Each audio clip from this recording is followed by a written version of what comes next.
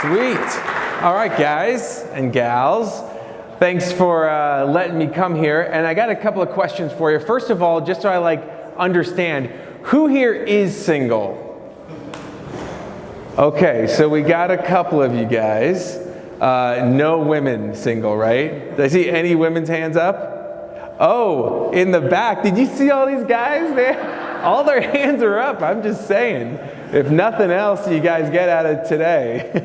Anyway, so not to embarrass anyone, but yes, that is true. I have been on over 1,000 dates, and just to get a couple of things out of the way, I did count, I did write a book on it, and yes, I am married now, finally, and I've got a little 2-year-old girl and a little 3-month-old boy. So anyway, we're super excited about that, but I still have fun occasionally, you know, get a little wild, and this is me in New Orleans 3 weeks ago. Found a couple of women, didn't ask them how they got all those beads, but still, we have fun. Okay, so today what we're going to talk about is we're going to talk about the 7 secrets of progressing from who are you to a relationship, okay? So here they are. Oh, got a little, should I turn it down? Am I talking too loud? You help me out here. Okay, you'll take care of it. So first of all, the very first thing you do when you meet someone is cyber stalking, obviously. Then it goes to first impressions, asking out, a good first date, a great first date, somehow, and I'm not an expert on this one, getting on a second date, and then last of all, forming a relationship. So what I want you guys to get out of this is sparking ideas about what can you do in every phase, because just as you have these phases in relationships, so too you have these phases between your customer and your company. Okay, so what I want you guys to do is to think of ideas on how you can improve to build better relationships with your customers. So let's start off, first of all, let's talk cyber stalking. So what we're gonna do is we're gonna talk each topic, a little bit of dating, a little bit of business, okay? So, when I met my wife in Moab, okay, a couple of you guys here know my wife. You've known her for longer than me. A couple of you have tried to kiss her before I did. Varying levels of success there, but that's okay. So here's what it came down to. So I met my wife in Moab, right? We were on a hike, and she was a couple paces ahead of me with my ex-girlfriend, and I was like, oh God, no way she could be as crazy. So I walked up, I was like, hi Jenny. That's not her name, but I was like, hi Jenny, who's your friend? She introduced me, and Annie and I, 2 months later, were engaged. So here's the thing that happened though, is the next week I invited her to go to a family reunion with me in Nebraska, okay? And she skipped her best friend's wedding to do that. So, needless to say, when her mother found out that she met some random guy in Moab, and now she's skipping her best friend's wedding to go to Nebraska to a family reunion with him, she was a little bit concerned. And so, as any good mother does nowadays, she went back and looked at every single photo I have ever posted on Instagram and Facebook. And I didn't find out about this until a couple years later, because she would start to ask me a question and then stop. And it was a couple years later that I found out that it was because she was about to ask me about a picture that she knows she shouldn't have seen, right? So that's what we do though. In dating, the first thing that you're gonna do when you hear about someone is you go and you Facebook stalk them. So the question is, what about business? How do your customers cyber stalk you? Open-ended question, actually. Yeah, what do you guys think? Say what? Google reviews. Google reviews, okay. How many of you guys here care about Google reviews for your business? A few of you. What other kinds of reviews do your customers look at for you guys? Anything else? Carta? Facebook, Yelp. Facebook, Yelp. Is there anything, because you guys are with Driven Auto Sales, right? What about the rest of you guys? Do reviews matter to your customers? What do you think? Yes, no, maybe? Yes. So here's what it comes down to, is when it comes to reviews, typically online reviews are how people will find you, decide if they're going to use you, and at the end of the day, if any little thing goes wrong, it's where they're going to go to complain, right? So my property manager for my office just charged me a late fee because they had an error in their system, and they are doing me a real solid and cutting my late fee in half. Wow. Even though it was an error in their system and I paid rent on time, right? So needless to say, they're gonna get a really bad review as soon as I renew my contract. But when it comes down to some stats, 94% of people are gonna read reviews about you. 91% of people trust online reviews as much as friends and family. 70% will read at least 4 reviews, and customers spend 31% more on businesses with great reviews. So online reviews are critical to businesses nowadays. And if you don't think they are critical, I want you to Google yourself and type in the word reviews afterwards and see what sites pop up. I guarantee you there's gonna be some kind of a review site somewhere where customers are leaving reviews about you, and before people do business, they're typically gonna look at reviews. Now, there are some things that you can control about reviews, okay? First of all, you can control the listing keywords, responding to reviews, posting pictures, having the right hours, optimizing the header, and as long as you stay compliant, asking for reviews. Now, when it comes to things like Google reviews, especially, there are things that you can't really control. Things like proximity. So if I Google best burger in Provo, for example, it's gonna look at a couple of things, both where I'm Googling that from, but if I'm not in Provo or in a surrounding area, it'll look at the center of Provo, and it will take it from what restaurants are closest to the center. Okay, so there's some proximity that you can't change.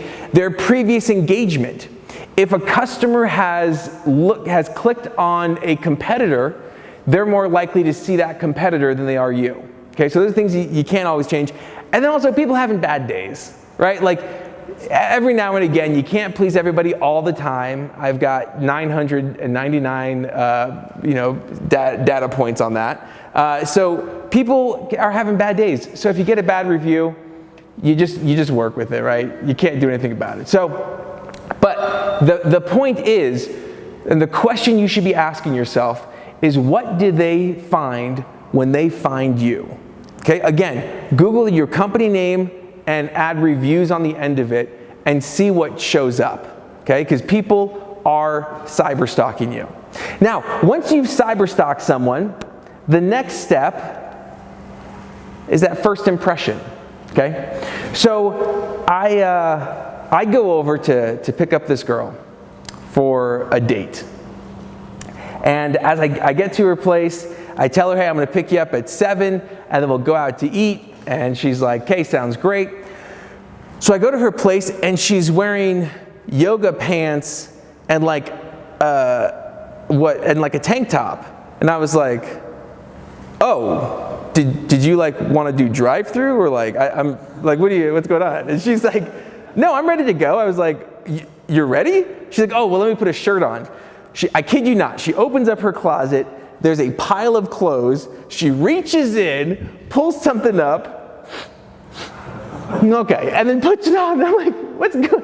I'm like ready for a date, okay? And then I'm like, okay, well maybe she's just like super cash. And then, I kid you not, she put on Crocs. Crocs. We weren't going showering in some third world country. We weren't going gardening. We were going on a date. And when she put on Crocs, it just like dawned on me. I was like, this isn't a date. I'm like her straight gay best friend. Like, and it was very unfortunate. And that was the last time I ever spent money on her. We did go to frozen yogurt and very quickly got out of there. But so Crocs, these first impressions. What are customers seeing when they're interacting with you, right? So the question is, everything communicates. What are you communicating? Everything communicates. I worked for a company in New York City called Naked, not the juice, but casual Fridays were pretty crazy. And basically what we did is we did something called integrated marketing communications, where we looked at what does a customer see when they're engaging with a brand. Online, offline, in the bathroom, wherever. And what we found is that staff attire, positivity, language, and like I said, bathrooms, all communicate. One time, I was in San Francisco at a frozen yogurt shop.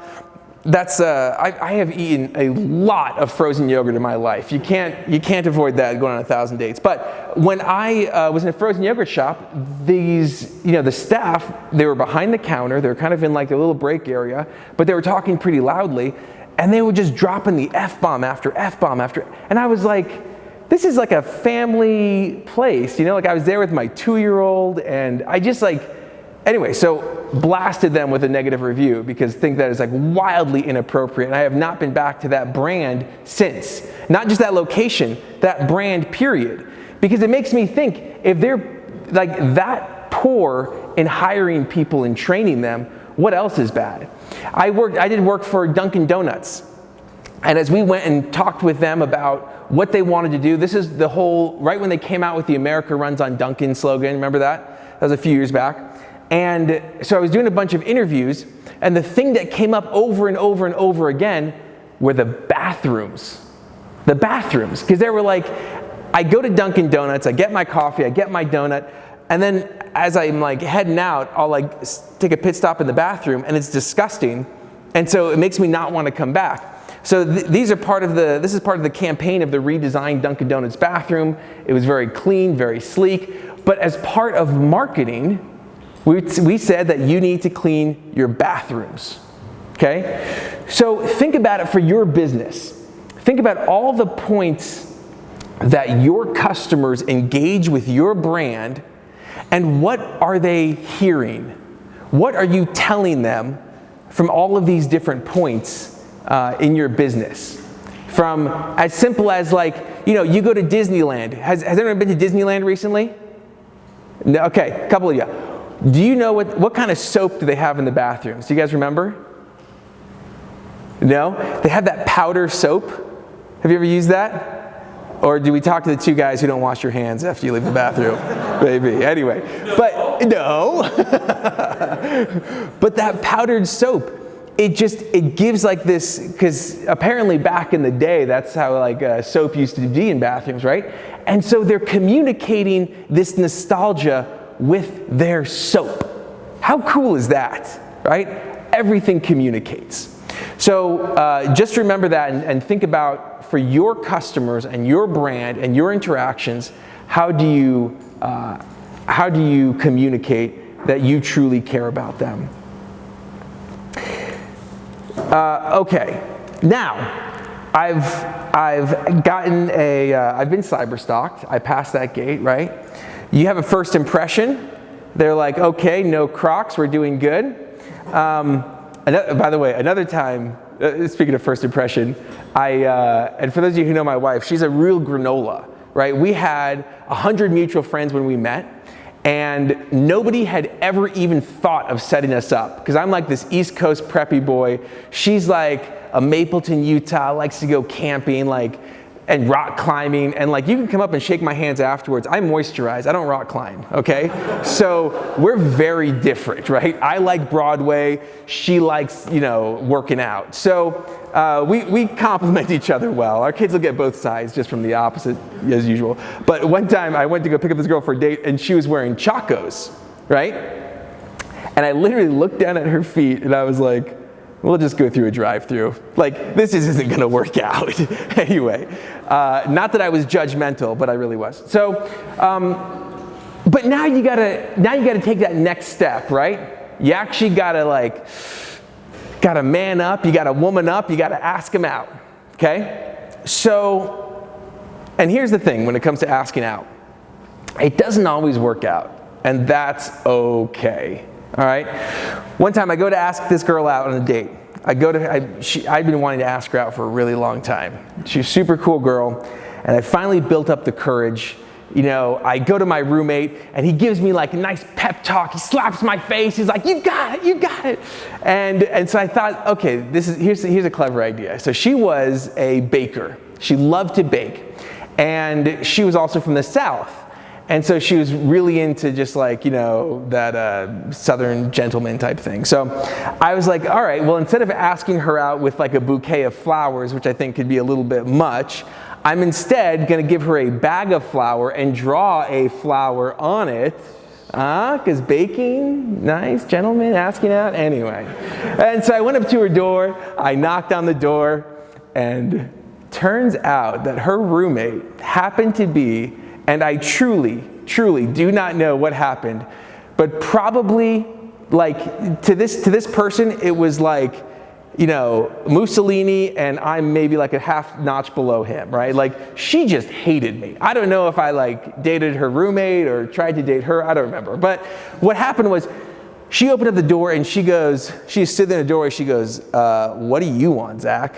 And I was like, oh no. I was like, I'm actually here to see your roommate.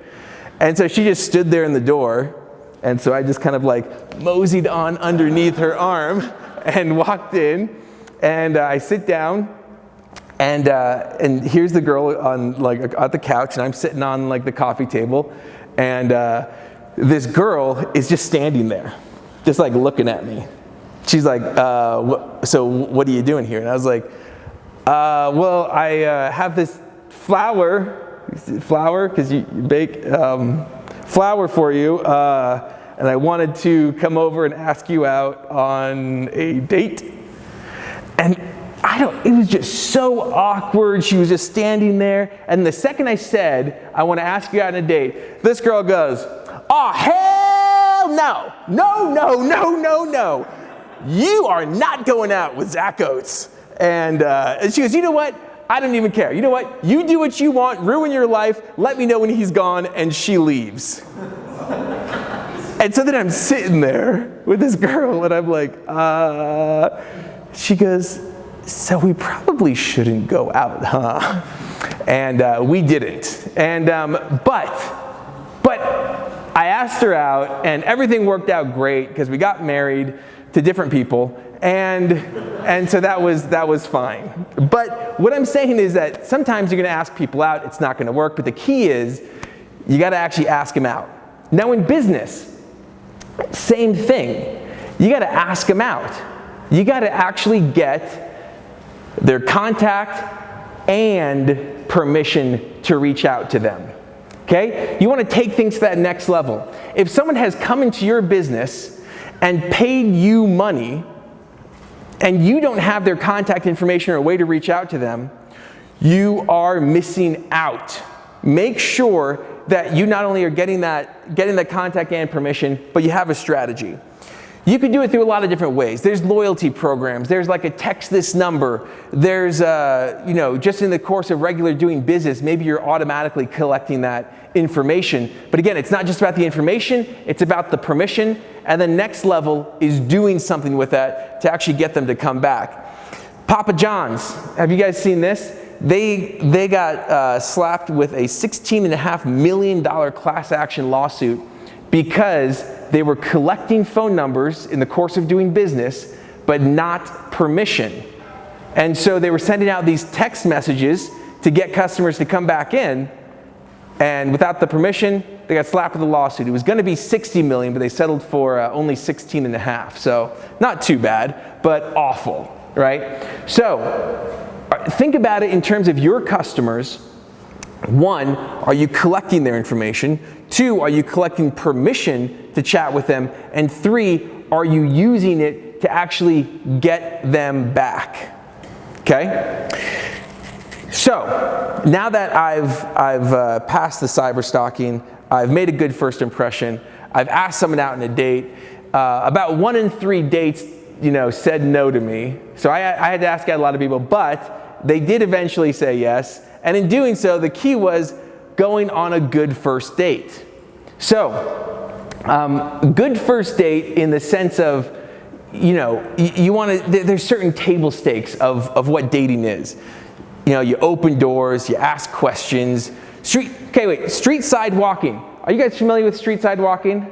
If you're walking down the street, gentlemen, you walk on the street side, right? People know that? Yes? Okay. Chewing with your mouth closed. Is there anything worse than like going out and it's like, anyway. Okay, and again, ask questions. I'm re-emphasizing this. Typically, the thing that I always tell And in my book is written about, on a first date, guys should be speaking 20% of the time.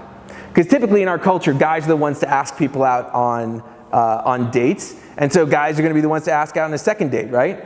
So if the guy's always talking, how's he gonna know if he likes the girl or not, right? So for the gentlemen here that are single, make sure first dates, you're only talking 20% of the time. And then when you're married, I find that gets a lot easier to talk less. Also, be on time, okay? And one last thing that's super important, show up, okay? So this right here, this is me. I'm gonna tell you a little story about me and a really sad, I don't know if you guys have ever been on a seesaw by yourself, but it's pretty boring. So I was living in Texas and I was dating this girl. Incidentally, it was Jenny, her name's not Jenny, but it was Jenny that was living here in Utah. And I told her I was gonna fly in and take her out on a date for her birthday, okay?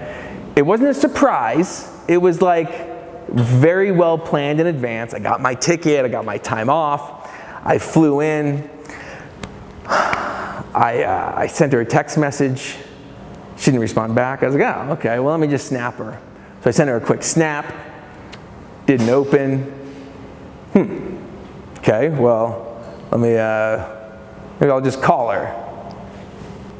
Rings through the voicemail. Okay. Well, maybe something. I'll just drop by because now I'm home. I'm hanging out with my roommate. So let me just like swing on in and knock on her door. So I drive over to her apartment, knock on her door. Lights are on, nothing. And I was like, that's weird. Did she fall asleep?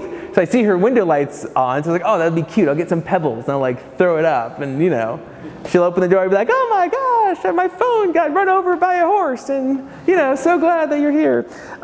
Didn't happen. So she didn't answer her window. And then I went back and I was like, then it was 10 o'clock, 11 o'clock, midnight, 1 a.m., 2 a.m., and finally by 2:30 I was like, I don't think she's gonna call me back. So I go to bed. Next morning I wake up and I'm like, oh, okay, there's gonna be like this huge apology text. And all it said is, hey, what do you mean, hey? Hey, I just flew in from Texas to go on a date with you, and all I get is a hey? Okay, turns out her ex-boyfriend had surprised her that night before I got there, and so she ended up hanging out with him instead of me and totally stood me up, okay? So that's why when I saw Jenny on that hike, I was like, let me talk to your friend, because no way she could be as crazy as you, and she wasn't. So that's the thing, is make sure that you show up, okay? Now, with your customers, there's a good first date has a lot to it, okay? So first of all, you gotta get your product and service right. And when it comes down to it, your customers' table stakes are the product and service, and on time with your phones and your doors. One of my biggest pet peeves, have you guys ever like gone to a restaurant and it was 15 minutes before closing it said that it was gonna be closing and they were already closed? Have you guys ever? Oh my goodness, that drives me nuts. Or when you show up and they're like, oh, well, we do our last order 15 minutes before closing, or half hour before closing. It's like, well, then don't say that you're open. Like, closing isn't for you, closing is for your customers. So make sure if you say that you're 9 to 5, have someone answer your phones from 9 to 5.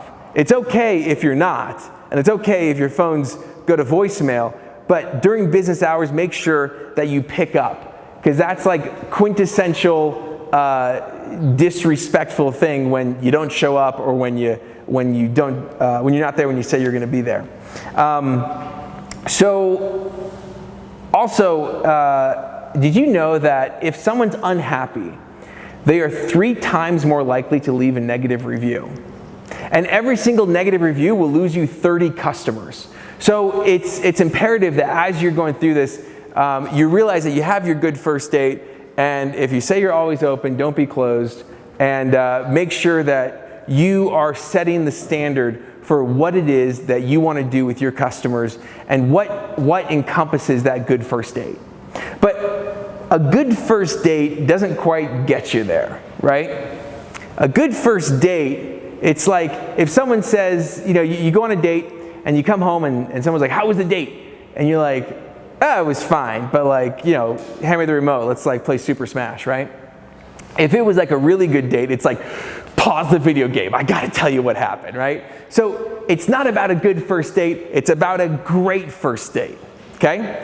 Now, how do you have a great first date? You gotta throw in a little bit of mystery, a little bit of surprise, and every now and again, pretty much every single time, a few minutes into the date, or a couple hours into the date, or an hour into the date, whatever it was, I would get a face, things are starting to go south. I get one of these faces. And it'd be like, this date isn't going really well. And so I'd see that, and then I knew I had to pull an audible. I had to pull out my one trick that saved any bad date. Okay? This is what I did. So I had a box of cereal that I would keep in my car. And if things are starting to go south, I would pull out the box of cereal and I would put it in front of the car, and I'd just be like, oh, I just have it here for some snacks. Is that right if I leave this up here? They'd say, yeah. And then we'd drive to a park, and I'd say, hey, we need to go get a couple of sticks. And they're like, sticks? I was like, yeah, let's get some sticks, about that long or so. And then I'd get this face. Okay, we'll get some sticks. Then we'd come back in the car, and I'd open up the box of cereal, and I would pull out a bag of marshmallows. And they'd be like, uh-huh. And I would pull out graham crackers, and I would pull out chocolate. And they were like, well, I'm so confused. What are we gonna do with all this stuff? Because here we are, it's usually wintertime, we're sitting in the car, and they're like, and then I pull out a box of matches, and they're like, we're gonna do s'mores with matches in a car? And then, you ready? I'd pull out one of those chafing dish heaters, and I'd get that face, what? That's crazy! And then you could put the chafing, they're talking about the gel that would light on fire and it stays lit for a long time. I would put that on the center console. No fire chiefs in here, no? Okay, good. Yeah, I'd put it on the center console, I'd light it, and we'd do s'mores in the car, okay? And then by the end of the date, every single time, it was oh, that's a good idea, right? And everyone always thought it was the first time I ever did that. But this is one of my go-to surprise things to take something from good to great, right? I don't want a good first date, I wanted a great first date. And this was one of my go-to things. So feel free to use that with your spouses, with your significant others, with her in the back. And I'm just kidding. No, she knows. She won't be impressed. So with your customers, here's the question I have for you guys. What can you do to delight your customers? Not just good customer service, but that one level above. What can you do? So, and the other question is, who are your customers? Keep in mind, this isn't just the people paying you money, it's the people you're paying money to, whom you're paying money. There we go. Your employees, your coworkers. What can you do for them? One thing that we do at Ovation to help delight our employees is we do something called Ovations. This is what we do. So with Ovations, everybody gets a monthly bonus, but they can't keep it. You have to give it away. And what we do is every Monday, we will read off who got the Ovations, and we'll give them cash bonus right on the spot. And it's just a really fun way to delight our customers, right? Delight our customers, meaning our employees. So feel free to steal that idea. Our people love it. So if you guys steal our employees, they'll feel right at home at your company. Another thing that I did was once we hit one of our first really big milestones, I wrote every employee and their SO a handwritten letter thanking them for getting us to that milestone, right? It was something that at this point my customers, they loved. They loved it. So really are the employees. So what can you do to delight them, and what can you do to delight your actual customers? So I want to talk about one hotel, and they changed the name, but it's called Viroth's Hotel. This is actually a picture of one side of it. There we go. This is, you can't see that right there, but this is actually rated the #1 hotel in the world, okay? I've been to 47 countries, I've stayed in like countless hotels, and this is the best hotel that I've ever stayed in, because delight was table stakes. Not just product and service, but delight. So I showed up, first thing I did is I walked into the lobby, and I was greeted with a tray of freshly pressed juice that was chilled just perfectly. This is in Cambodia, okay? Really hot, really humid, and it was just an assortment of juices too. Not just like, here's some Mott's apple juice for you at room temperature, but it was like, this is chilled fresh guava juice. Like, it was amazing. So then I was like, wow, this is pretty impressive. And then I go up to my room, and there's a basket of fruit for me. I mean, I wasn't even there doing some like Instagram thing. I was just there like being like a regular tourist. And then there was a handwritten note from the staff welcoming me by name, thanking me for staying at their hotel. And then I was like, wow, this is a pretty nice setup. So then the next day I went off, we did Angkor Wat and everything, and we came back and it was hot, it was sweaty. And I was greeted with a chilled towel that was infused with lavender. I mean, like, how baller is that? And then I went back to my room, and not only did they clean up, but they put more fruit in the basket and another handwritten note. I mean, this place made me feel like a king, and I was paying like Motel 8 in Vegas rates. We're talking like, this place is pretty good. So getting to Cambodia, a little bit pricey, feeling like a king in Cambodia, pretty good, okay? So also next door, you can get an hour-and-a-half massage from 2 people for only $16. So, needless to say, it's pretty good there. But they were able to provide me an experience that delighted me. What are you doing to delight your customers? Both those who pay you and those who you pay. Okay, next thing. I didn't go on very many of these, but occasionally I could trick someone into getting on a second date with me, right? Not very often. So this one time I asked this girl out, and I was like, hey, let's go on a date. This is gonna be our second date. And I was like, I'm just going for it. I asked her out on Valentine's Day for a second date. Okay? Because I was like, I'm gonna marry this girl, right?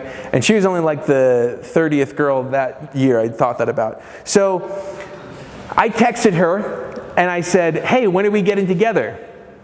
And I sent it, and then 5 minutes, and 10 minutes, and 15, then 20, then 25, then 30. Then I was like, screw it. She's gonna Jenny me right now, and like, I'm not gonna see her again. And so then I was like, that's just so bizarre. So I just posted on social media, be like, and I was like, you know how you are on social media. So I was like, man, love these Valentine's days when I just get to, you know, work on me, right? And she commented on it. It was like, or she messaged me. She's like, I thought we were getting together tonight. What happened? And I was like, I texted you, never texted me back. She goes, I never got a text from you. Turns out I texted her house, not her cell phone. And so it was a very uneventful Valentine's Day, and it never really worked out. But, and I know I'm telling you all of like my failed stories as I go through all of these things, but that's because I think there's a lot of lessons to be learned in failure. A second date for your customer, what is your retention like? Are they coming back in? Did you know that 70% of first-time customers never will return to your business again? What are you doing to get customers back? If you have their name, their number, their email, and permission, then invite them back. Because I think a lot of this is based on not them not enjoying working with you, but just the fact that there's so many businesses, there's so much going on that they forget. Okay? So in the course of your business, how are you inviting people back? Because the first date's good, But unless it goes to a second date, you're not getting a real relationship. And if you don't have a relationship, then you don't have a real customer, okay? Now, once you've gone through the second date, then it's the principle of building a relationship. One of the most important factors of building a relationship is listening and really caring about what the other person is saying. So I'm going to tell you a quick story. This is not a dating story, but it's a story about listening. So I was living I was born and raised in New Jersey, and a couple of my buddies and I actually got in, we were invited to do this fashion show for Tommy Hilfiger. Now the cool thing about it was, I don't know if you guys have ever felt like the thrill of walking down a catwalk, but it's not exciting. And but the cool thing was we all got to keep the clothes that we modeled. So it was awesome, right? So I got this nice leather jacket. I'm feeling pumped. We'd had 6 Red Bulls, and we were really amped about it. And we're driving down this road, and I'm driving him home. And I've got my Jetta VLX V6 Turbo. I'm just feeling great with my tan leather interior and new sound system. It's just blasting music. And we're going down this road, and the speed limit's 35 miles an hour. And the music's blaring, and my buddy is in the car with me. His name is Snoop. And, his real name is Jason U-Paul, but U-Paul to Oopie to Snoopy to Snoop, right? You know how it goes. So Snoop was in the car with me, and he knew the road really well because I was driving him to his house. And so it's down this windy, hilly New Jersey road in the middle of a forest, and he goes, "Hey, Zack, slow down." And I'm there bah, bah, bah, bah, bah, bah, and he's like, "Hey, Zack, slow down." And I'm thinking he's worried about cops or deer or something. So I'm like, "Whatever, man." And I'm stepping on the gas pedal, and we're going 50, 55, 60, 65, 70, 75 miles an hour down these roads. And we're weaving in and out of the forest. And he's finally he goes, "Dude, slow down." And just at that moment, boom, we're airborne, and we are going flying, and we are still going, and and it is about 30, 40 feet later, and boom, boom, boom, boom, we land.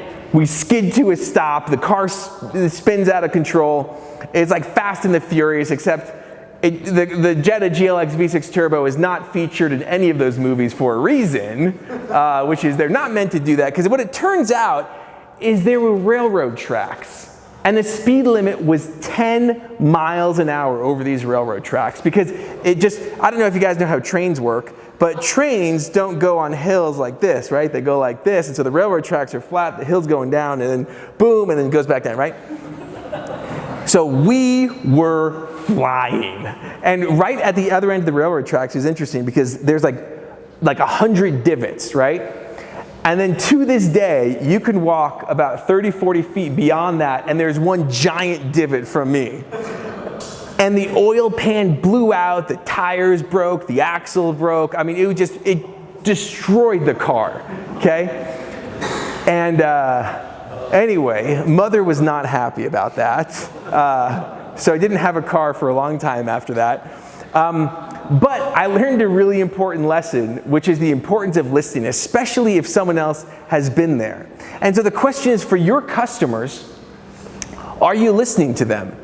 Do you have tools that are asking them how their experience was, and are you engaging with them on a one-on-one basis? How many people here have ever taken like a receipt survey, where you type in like a unique URL and then a 26-digit code, and then you can get like 30 cents off your Big Mac if you bring it in 2 hours, right? Like, has any of you guys used one of those? A couple of you, man. There you go. Those things, and then you have to there's 20 questions on it. Look, ask your customers, how are you doing? How did we do? Ask them one question, and then take action on that customer, okay? If they're upset, make sure that you're reaching out to that customer, because by the way, that is a phenomenal way to delight them. is actually responding to them and let them know that you heard them. And go and communicate with them where they are. Nowadays, email and phone calls and singing telegrams and pigeon carriers, these things are like pretty antiquated, right? So how are you communicating with your customers? Communicate with them the way they communicate with their friends. Because businesses of the future are going to be around in the future because they've built relationships with their customers, true relationships. And it takes more than just a series of steps. It takes actually caring about them. So now that we've talked about this, I hope this has sparked some ideas so that you can, in your business, think about how your customers cyberstalk your first impressions, how you ask them out, how you go on a good first date, a great first date, getting to a second date, and then listening to build that relationship. And so what will you do to build relationships with your customers? And most importantly, guys, here's what I want you to remember, is that more than a product, more than a service, it's about how your customer feels. And the greatest of all human desires is really simple. It's the desire to feel important. So if you get nothing else, think about this. I want you to think about if you're the boss or you're a manager, how do I make my employees feel important? If you are, and for everyone, how do I make my customers feel important? There is no greater desire that humans have than this. And so I encourage you to think about that. And as you have questions, comments, if you have anyone who needs some dating advice or business advice, happy to chat. You can reach out to me on LinkedIn, Zack Oates, Zack@ovationup.com, or find me on Twitter @Zoates. And thank you guys so much.